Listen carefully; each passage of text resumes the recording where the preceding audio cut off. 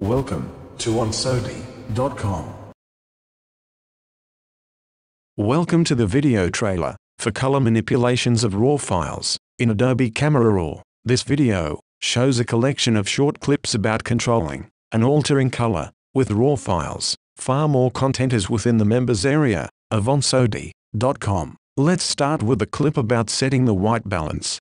Now, selecting the second image, we can see that this file has an obvious color cast. This was photographed after sunset, and the image is very warm, due to the warmth of the lights.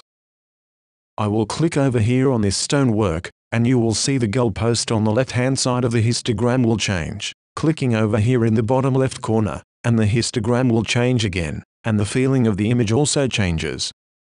Because this image is a mixture of different colored light sources, it is difficult to find an absolute and correct white balance. In this scenario, choose what you think is an appropriate white balance. Remember, photography may appear to be surrounded by technique, but it's your visual interpretation that matters the most.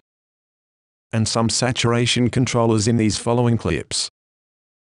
One of the great things to do with these two tools is to increase the vibrance and decrease the saturation, and we can start to get some fantastic effects. Tapping the PQ to preview before and after. Notice I don't have a goalpost in the histogram either. There is great flexibility with this method.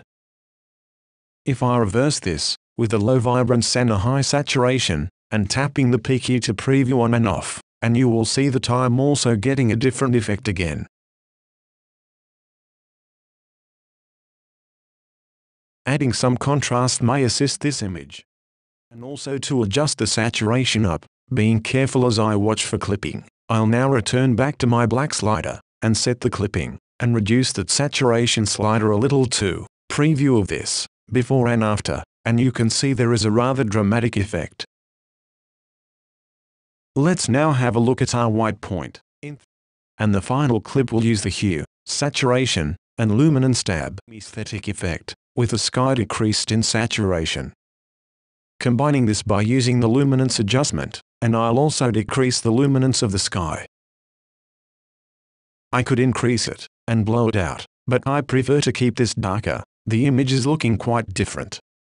Continuing with the luminance, I'll come down to the greens in the foreground, and click, hold and drag to the right to lighten, and the result is now looking good, but remember to use all of your tabs in conjunction with others.